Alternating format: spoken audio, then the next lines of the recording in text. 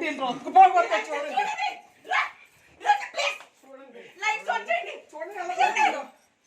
పెళ్లి చేసుకుని దీని నుంచి ఇదే కూతురు అండి కూతురు మీడియా వితౌట్ ప్రైవేట్ హ్యాండిల్ చేయకు నువ్వు వితౌట్ పర్మిషన్ ప్రైవేట్ ప్రాపర్టీలో ఎలా వస్తారండి నీ పర్మిషన్ ఎందుకు ఉండాలి 3.5 సంవత్సరాలు అయింది వదిలేసి నువ్వు నీ పర్మిషన్ ఎలా ఉంటుంది మాట్లాడక నువ్వు మా సంసారం నాశనం చేసిందే నువ్వు సంవత్సరాలు అయింది వదిలేస్తే ఇంట్లో ఒకరు కూర్చోవాలి ఎప్పుడు తీసుకుంటాను ఆపపోతే మీడియా ఉందని కొట్టలేను అనుకుంటున్నాను నేను ఆడదాన్ని కొట్టే సంస్కారం నేను మనుషులు కాదు కెన్ యూ ప్లీజ్ గో నన్ను చూసుకునే ఓవర్ హ్యాండ్లింగ్ జరుగుతుంది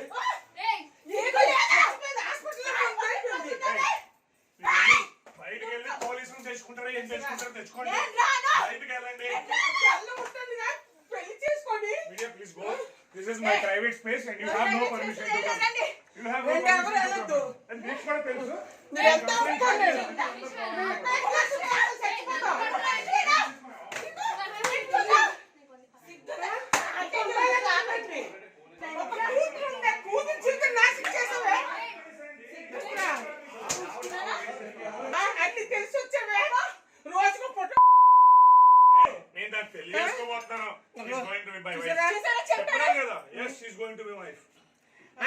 డైవర్స్ అవ్వకుండా పెళ్లి చేసుకుని ఉంటానండి నీ కోర్టులో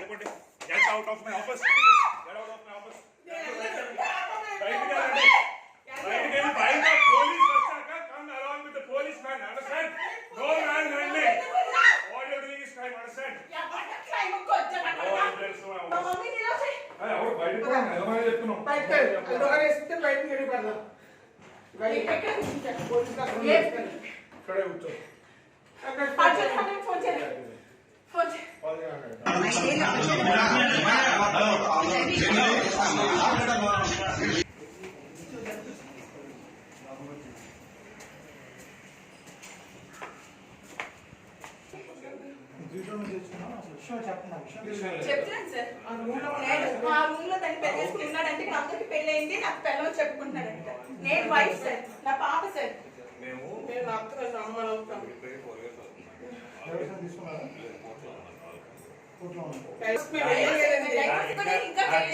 చంపేస్తున్నాడు రోజు కొట్టి చంపేస్తున్నాడని రోజు ఒక అమ్మాయి వచ్చింది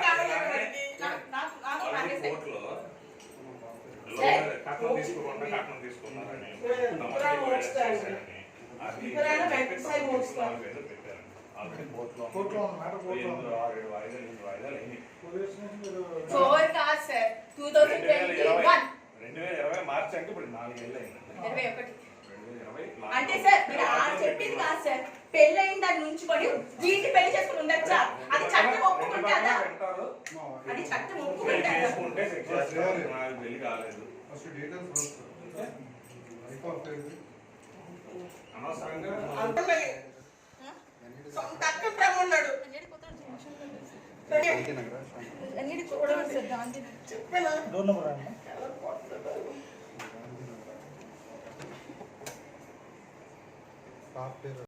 వదిలేస్తే నేను వాడి డబ్బులతో ఏమైనా నా కూతురిని పోషించానండి. నా తల్లిదండ్రులు లేకపోతే నేను ఎప్పుడూ సూసైడ్ చేసుకుని చచ్చిపోను మేడం, ఎప్పుడూ సూసైడ్ చేసుకుని చచ్చిపోను. నా తల్లిదండ్రులు నన్ను పోషించకపోతే వాళ్ళు కూడా నువ్వు లవ్ మ్యారేజ్ చేసుకున్నావు కదా అని వదిలేసి ఉంటే నా పరిస్థితి, నా పాప పరిస్థితి చెప్పండి మేడం. వాడు ఇచ్చే డబ్బుల కోసం అంటే వాడి దగ్గర ఏం ఇవ్వనండి మేడం. నన్ను కోర్టులు అడుగుతారు కదా, కంపెన్సేషన్ అడుగుతారు కదా సార్, మెయింటెనెన్స్ అడుగుతారు కదా, టీవీసీలో అడిగే కంపెన్సేషన్ ఎంత కావాలి చెప్పండి అమ్మా అని. ఎవరు తీసుకోలేదు మేడం కంపెన్సేషన్, అడిగినంత మాత్రం ఇచ్చేసాడా మేడం.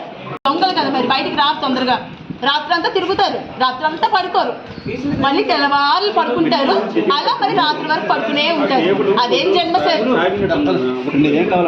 నాకు జస్టిస్ కావాలి సార్. నాకు తెలియదు ఏది ప్లే చేశారో. సరే అది నాదో కాదో నేనైతే అలా మాట్లాడలేదు యాజ్ పర్ మై నాలెడ్జ్. ఒకవేళ నేనే మాట్లాడాను అనుకుంటే ఐ హ్యావ్ టు. నేను వినిపించిన పోనీ అమ్మాయి మాకు అంటే పోలీసులకి మీడియాకి కూడా కొన్ని వాయిస్ రికార్డ్స్ పంపించింది. బట్ అమ్మాయి ఇచ్చింది అని చెప్పేసి మేము ఏది పడితే అది ప్లే చేయం. బట్ ఇది మీరు అవునా కాదా అనేది మాకు కూడా మీరు ఒక క్లారిటీ. ఒక్కసారి పోలీస్ స్టేషన్ యా మీరైతే కాదు అంటున్నారు. ఎవరు నేనైతే అలాంటి మాటలు మాట్లాడే వ్యక్తిని కాదు. That's what I. ఇప్పుడేందుకు మీ భార్య మీ పైన ఎందుకు ఎలిగేషన్స్ చేస్తుందని మీరు అంటున్నారు? కాదండి, she is doing it from last 4 years. దేనికోసం? ఎలిగేషన్స్ కి రీజన్ ఏ ఉంటుంది సార్, కక్ష సాధింపండి. ఇప్పుడు మీరు చెప్తున్నారు కదా తను డబుల్ డిమాండ్ చేస్తుందని మీరు ఇప్పుడు రీసెంట్ గా డొమెస్టిక్ డిపార్ట్మెంట్ ఉంది, women welfare department, family government, they called us for counselling. ఆ కౌన్సిలింగ్ లో నన్ను అడగడం జరిగింది, మీకేనా కలుస్తారా? నేను కలుస్తాను. అదే క్వశ్చన్ ఆవిడ అడగడం జరిగింది. నాకు 3 కోట్లు ఇస్తాను, నేను ఆయన వదిలేస్తాను, ఆయన నచ్చిన సినిమాలు చేసుకోవాలి, లేకపోతే ఒక్క సినిమా కూడా చేయలేము, నేను మీడియాకి వెళ్తాను, అతను పరువు తీస్తాను అని డైరెక్ట్ గా పోలీస్ స్టేషన్ లో ఉమెన్ వెల్ఫేర్ డిపార్ట్మెంట్ లో ఆవిడ మాట్లాడినట్టు మీరు వెళ్ళి వాళ్ళని enquiry. This is already evidence ఏమైనా ఉన్నాయా? ఇప్పుడు ఆ అమ్మాయి చాలా ఎవిడెన్స్ చూపిస్తుంది. ఇప్పుడు తను ఉమెన్ వెల్ఫేర్ వాళ్ళతో కలిసి మిమ్మల్ని డబ్బులు డిమాండ్ చేసిన ఉమెన్ వెల్ఫేర్ వాళ్ళతో కలిసి కాదండి, వాళ్ళు కలపడానికి పిలిచారు.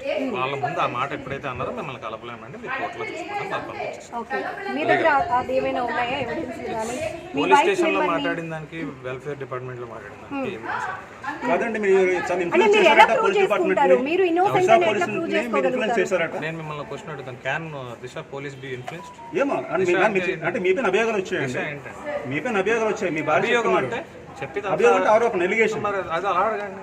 ఇన్ఫ్లుయెన్స్ చేశారు అంట అండి, your passing statement it's not wrong, that is wrong. మీరు వాళ్ళని అడగండి, మీకు డబ్బులు ఇచ్చారా, తేజ ఇన్ఫ్లుయెన్స్ చేశారా అని అడగండి. వితౌట్ మై నోటీస్ నన్ను స్టేషన్ కి కూడా తెలకుండా నా మీద ఎఫ్ఐఆర్ చేయడం జరిగింది. ఇన్ఫ్లుయెన్స్ చేస్తే అట్లా జరుగుతుంది. నన్ను పోలీస్ స్టేషన్ కూడా తెల్ల, నేను హైదరాబాద్ షూటింగ్ లో ఉన్నాను, సడన్ గా ఎఫ్ఐఆర్ అయిపోయింది అన్నారు. మీరు బెయిల్ తీసుకోకపోతే మీరు అరెస్ట్ అవుతారని కూడా అన్నారు. నేను నా ఇన్ఫ్లుయెన్స్ ఉంటే నాకు తెలియకుండా నా మీద డైరెక్ట్ గా అరెస్ట్ అని పిలిచి చేశారా అని కూడా అడగకుండా ఎఫ్ఐఆర్ ఫైల్ అయ్యింది. అడిగితే దిశ రూల్ అండి అన్నారు. I don't know Disha rule. మీ ఇద్దరి మధ్య ఎందుకు గ్యాప్ వస్తుంది? ఎందుకంటే మీరు already love come arranged marriage అని నక్షత్రం జనరల్ వైఫ్ అండ్ హస్బెండ్స్ ఉండేదండి అనుమానం. అంటే ఒక కారణం ఉంటుంది. ఇంత పెద్ద స్థాయిలో ఇప్పుడు ఒక భర్తను ఎవరు వీధికి వేయించడానికి ఎవరు డిసైడ్ అవ్వరు. సో దట్ మీరు ఎందుకు అనుకుంటున్నారు? మీ ఆస్పెక్ట్ లోనే చెప్పండి, మీరు చెప్పండి. 4 years బ్యాక్ విడిపోయామండి. 4 years విడిపోయిన 3వ నెలలోనే ఇదే దిశ పోలీస్ స్టేషన్ కౌన్సిలింగ్ చేసి కలపడానికి పిలిస్తే అప్పుడు ఆవిడన్న మొట్టమొదటి మాట, ఇతను సినిమాలు మానేయకపోతే నేను అన్ని న్యూస్ ఛానల్స్ని పిలిచి అతన్ని అన్పాపులర్ చేస్తాను, అప్పుడు ఎలా సినిమా చేస్తాడో చూస్తాను. ఇది డైరెక్ట్గా దిశ స్టేషన్లో ఏసీపీ ముందు సీఎం ముందు ఆవిడ మాట్లాడు.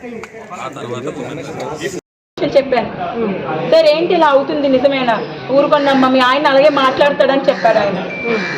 పూర్ణగానే ఎలా రియాక్ట్ అయ్యారు ఈ విషయంలో? ఏమైనా అడగడం జరిగింది? లేదు సార్, అడగలేదు. పూర్ణ వరకు ఆ విషయం ఎందుకు లేదో నాకు తెలియదు. పూర్ణ నన్ను రమ్మని చెప్పిందని చెప్పి నాతో డైరెక్ట్ చెప్పాడు. సినిమాకు సంబంధించిన అలా చేయొచ్చు కదా, వైఫ్ కానప్పుడు అలా చేయకూడదు కదా. అవి మీడియాలో ఉన్నాయి కదా మేడం. షీజ్ మై వైఫ్ అని పరిచయం చేశాడు అందరికీ. ఎక్కడ అకామిడేషన్ ఏంటి సార్? ఆఫీస్ రూమ్ కి సంబంధించిన ఏమి ఉన్నాయి అక్క చెప్పండి. ఆఫీస్ కి సంబంధించి ఇప్పుడు ఒక మీడియా ఆఫీస్ అనుకోండి, 4 కెమెరాలు 4 మైకులు, ఒక జర్నలిస్ట్ ఉంటారు. మరి అది ఏ ఆఫీస్ అని ఉన్నదండి? ఆఫీస్ అది చెప్పండి సార్. ఎలా చెప్పారు? అపార్ట్మెంట్ మొత్తం వైఫ్ అని ఎలా చెప్పారు? అదొక్కటి ప్రూవ్ చేయమనండి.